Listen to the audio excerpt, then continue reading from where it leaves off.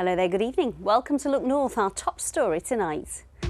A man appears in court on video link from his hospital bed, accused of murdering a mum and her 3 children in a house fire. We'll bring you the latest live from court. Also tonight, 40 years on, miners mark the anniversary of the return to work. It was nice to get back and get a living wage. You know, living on £2 picket money a day, it don't go very far. We'll also tell you about the return of a Burrow marathon and a weekend of celebrations of his life. And we go out kayaking with the stargazers, determined to find the darkest skies to watch the planets parade. And we had some pleasant spring-like weather this weekend, and it's set to continue this week with temperatures on the rise as well. I'll be back at the end of the programme with a look ahead.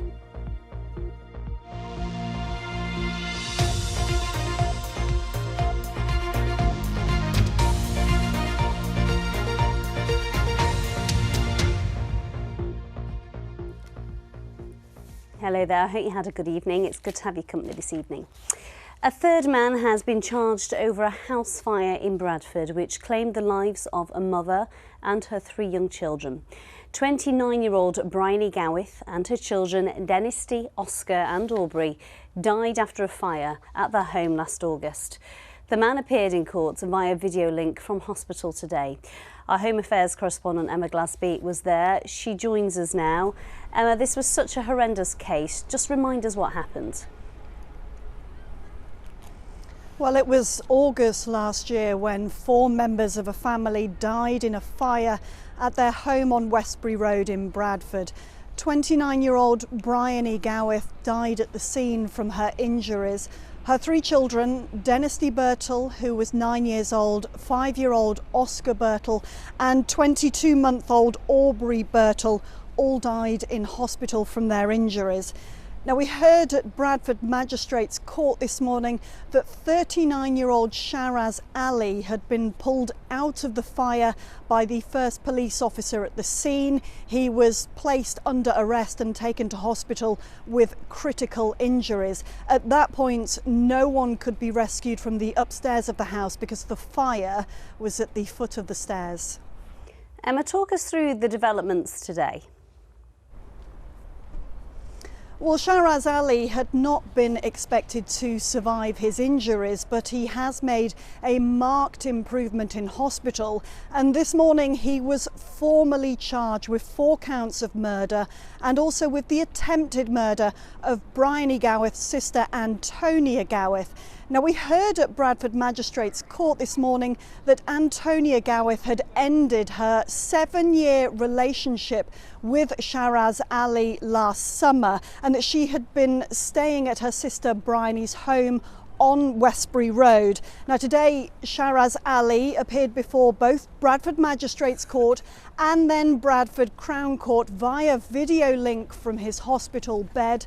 He spoke only to confirm his name and he was remanded into custody in hospital. So what happens next, Emma? Yes, there are 2 other men who have already been charged with the same offences of murder and attempted murder following that house fire. They are 44-year-old Mohammed Shabir and 25-year-old Calum Sunderland. Now, they were due to stand trial here this week. There will now be a trial for all 3 men next week to decide if Sharaz Ali will be fit to physically appear in court at some point and whether there should be a joint trial for all 3 men at a later date.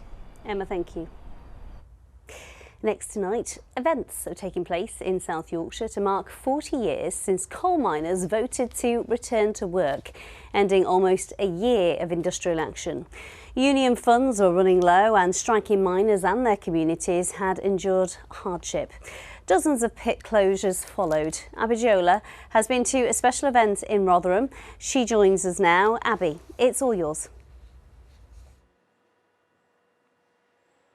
Thanks, Amy. Well, I'm here at Clifton Park Museum in Rotherham. Earlier today, people who lived through that strike gathered to remember with poetry, songs and speeches. My colleague Mark Ansell has also been taking a look back.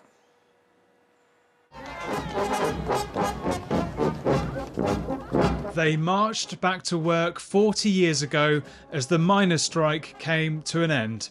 Ken was a colliery winder for 15 years at Westhorpe and Warsop pits near Killamarsh. After being on strike for 12 months, he remembers returning to work. We marched into Warsop Colliery. I was put to one side because I'd been sacked during the strike for picketing. I went in front of the main boss, and he told me to get back up the winder. You know, I got my job back. It was nice to get back and get a living wage. You know, living on £2 picket money a day, it don't go very far. How did it feel to go back to work? I was glad in a way. I mean, there were some miners that had been on strike for more than 11 months that had gone back to work, and they were having the windows put through, which I didn't agree with. A couple of lads that, you know, I worked with, they were called scabs. They weren't scabs. They got children. Christmas was coming up, and, you know, they went back to work. They went back to work for the kids' sake, not for them's sake. I think we all knew it was coming to an end anyway, and we were losing. Betty Cook was married to a miner and became a leading voice in the protest against pit closures.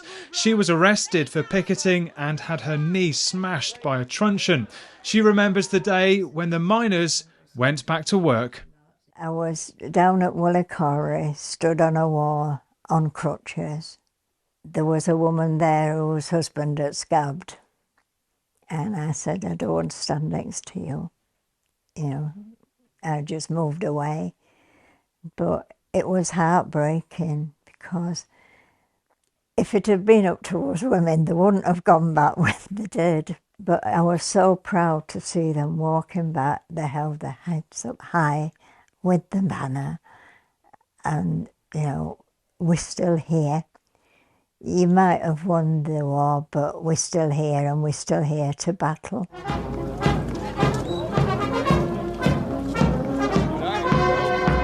4 decades on, and the memories of the end of the miners' strike remain as strong as ever. Mark Ansell, BBC Look North. Thanks, Mark. Now, Reg, you were a miner for 26 years, Silverwood Colliery. You voted on that day 40 years ago. What was that like for you? It was very, very hard to vote to go back to work. It wasn't just a thing that I was personally involved in. The whole community was part of it. Did you want to go back? No. My wife said, well, she actually cried when I actually went back. She didn't want me to go back, not on them terms. You've been out on strike for almost a year. They were hard times for you, for your family, for the community. They were harder for my wife because I was out picketing every day. But she had to feed our children and keep the house together. When you look back now, 4 decades on, was it worth it? Every minute on it. I'd do it tomorrow.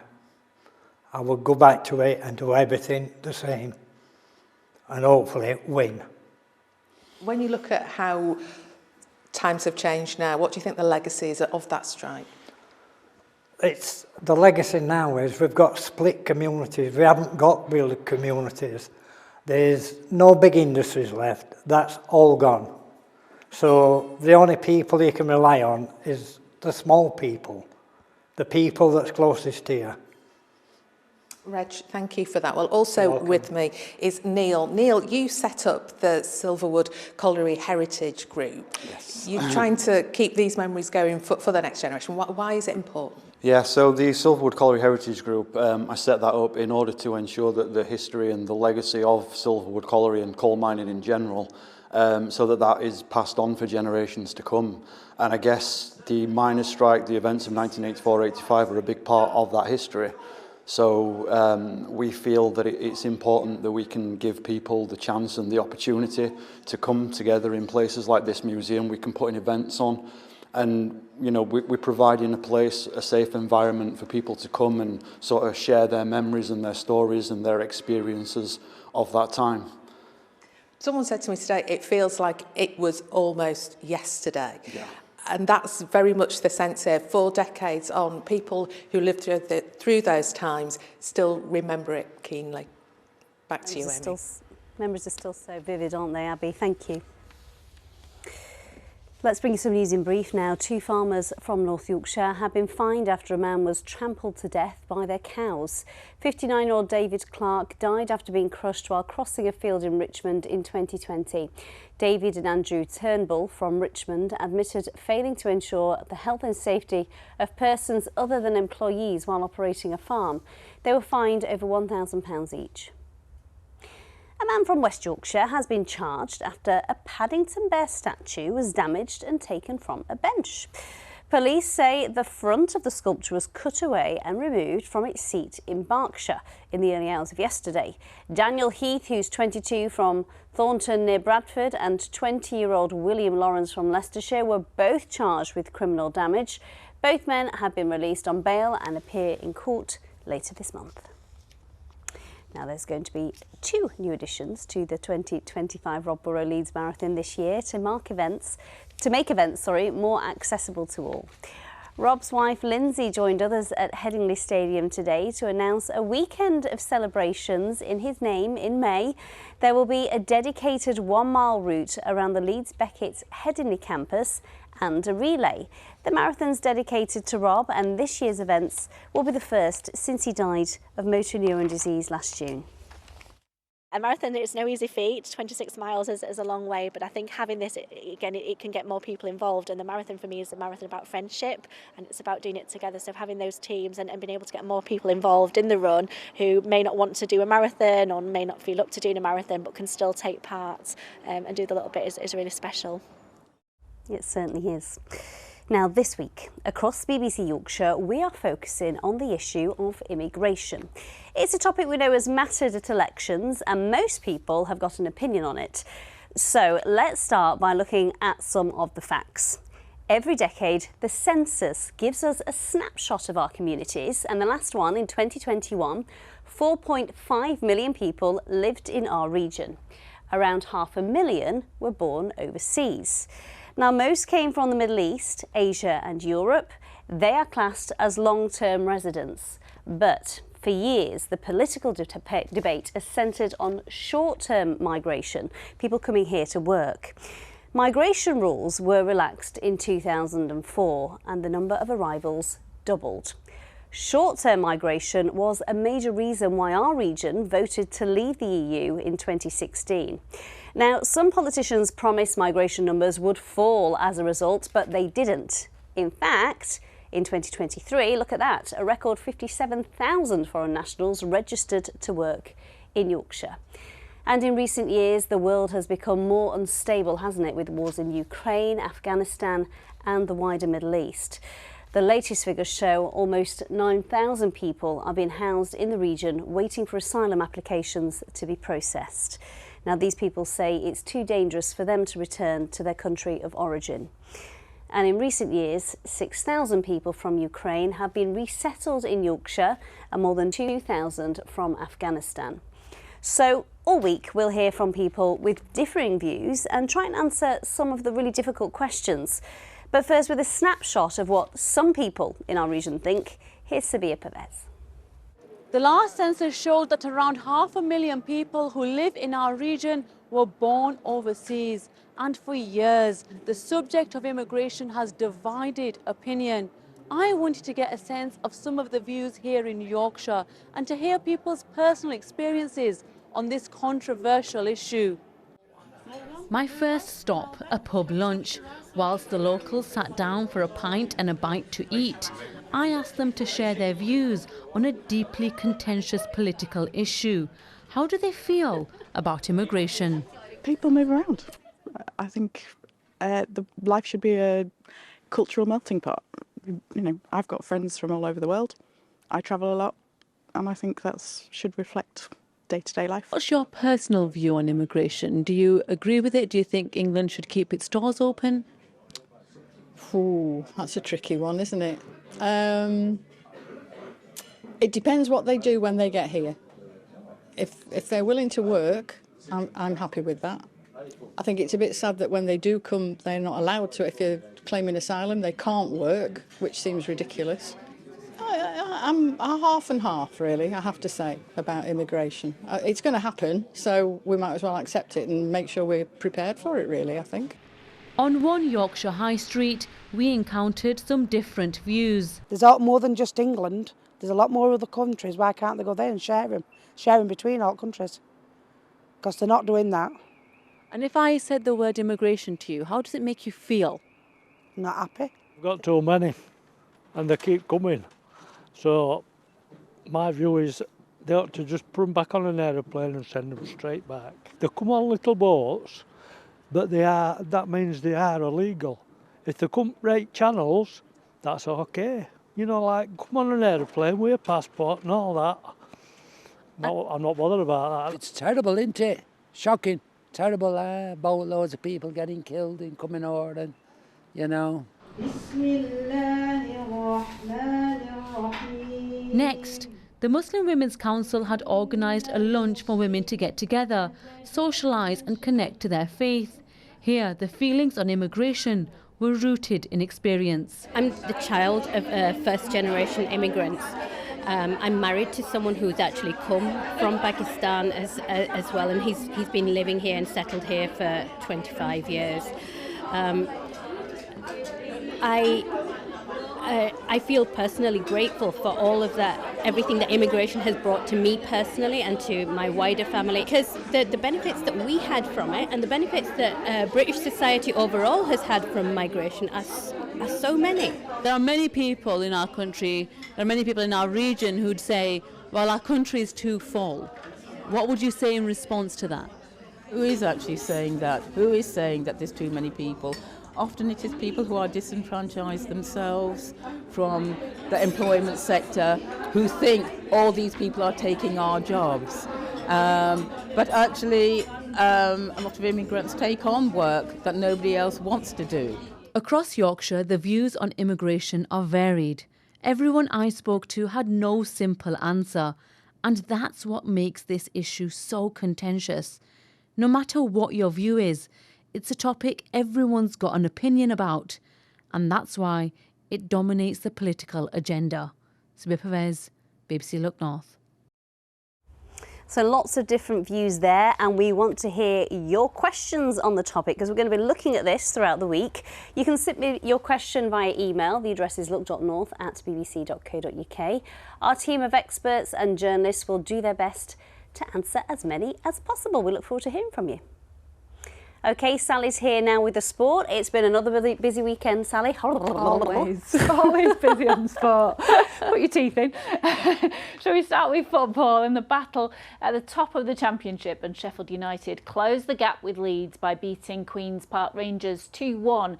It all started with this header from Ben Brereton Diaz in the first 10 minutes of the game. A second goal from Tyrese Campbell in the second half put the Blades ahead. They now sit just 3 points behind Leeds, who drew with West Brom. In League One, Huddersfield Town got their playoff challenge back on track with a 2-1 victory against Stevenage. The Terriers didn't hang about, with Callum Marshall scoring their opening goal in the first 3 minutes. Shortly afterwards, Nigel Lonwaiker sealed the deal with this header from an Anthony Evans corner. They sit 5th in the league. And it was a dramatic night for Barnsley, who beat Lincoln 4-3 in a nail-biting game at Oakwell. The Tykes took the lead thanks to an opening goal from Davis Keillor-Dunn. Despite a late surge from Lincoln, Barnsley continued to dominate and are now within 4 points of the playoffs.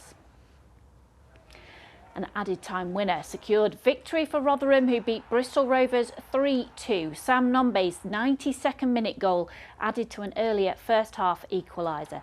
They bookended a stunning header from Zach Jules in the second half. The Millers are 15th in the league. In League Two, a last gasp winner brought Bradford City from behind to beat Salford 2-1. The Bantams equalised in the second half after being 2 goals down. But it was this final tap from Michael Mellon deep into stoppage time that secured the win for second place Bradford.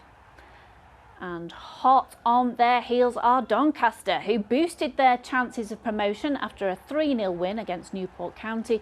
A goal either side of half-time from Rob Street put the Rovers in the lead. They were followed by this volley from Luke Molyneux in the second half. The win keeps Doncaster inside those automatic promotion places. On to rugby, and Leeds Rhinos continued their winning streak in the Super League, comfortably beating Castleford Tigers 38-24. And England's women suffered a record defeat at the hands of world champions Australia in Las Vegas, losing by 90 points to 4. We know what we need to probably do when we go back home, and you can't take anything away from the Jillaroos. They're absolute athletes, and you know what they get to do in Australia and how professional they are and the backing that they get, it's incredible. And you know, to face them at a top level, it's a privilege to be here. And you know, we've lost, but to be able to be here and you know, give it a go and know what it's like in that battle and that washing machine, it's been worth every 70 minutes. It was great to watch them though in Las Vegas, and that's your sport for now. Sally, thank you very much. Now, are you a Pancake fan? I love them, regardless of Shrove Tuesday or not, which is actually happening tomorrow. And we want to see what you're getting up to, whether it's cooking up a storm at home or taking part in a local pancake race. Send us your photos, your videos, film it sideways. You can WhatsApp us on 0808 100 2280 or scan the QR code that's on your screen now.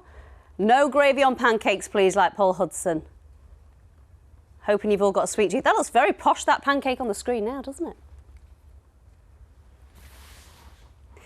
Now, did you see it? We are reenacting the skies from Friday night for you because they were so clear, it was stunning. The rare 7-planet parade, which saw Mercury, Venus, Mars, Jupiter, Saturn, Uranus and Neptune visible in the night sky. The event coincided with some unique events to mark the Dark Skies Festival in the Yorkshire Dales and the North York Moors. Olivia Richwald has had a very eventful weekend. Out onto the water. Yeah, they go and see the stars because they're out, aren't they? Getting ready to set sail under the starry skies. This is nighttime canoeing on a reservoir in the middle of the Yorkshire Dales. This region is blessed with some of the darkest skies in the country, and tonight is clear and the stars are breathtaking. Out of all the nights I've been up here just recently, this has probably been the best one this year so far. It's been really, really nice. The adventure is led by Housestein Gorge, an outdoor pursuit centre near Pateley Bridge. Each participant wears a head torch, helmet and life jacket, and several canoes are strapped together for extra stability.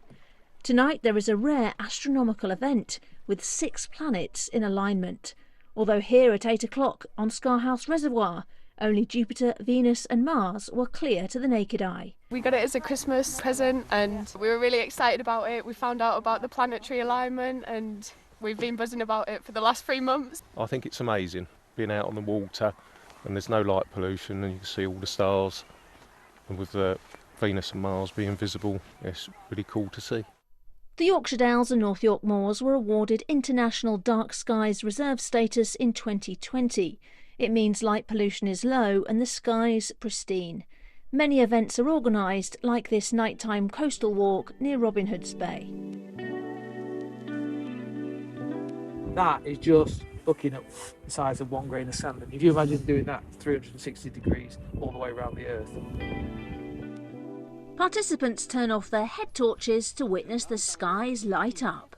I guess because the moon's not out, all the stars are brighter from that. I've never seen a constellation so full. To be out here where it's completely dark just adds to it. It's amazing actually, and it really does feel like it's just dense and full, the sky. It's beautiful. I thought it was amazing. When you look up, it makes you feel very, very small. The national parks say the Dark Skies festivals are growing in popularity, with up to 5,000 people attending events each February and October. It's estimated they've generated £500,000 for the local economy, a stellar achievement for businesses at their quietest time of year. Olivia Richwald, BBC Look North, in the Yorkshire Dales.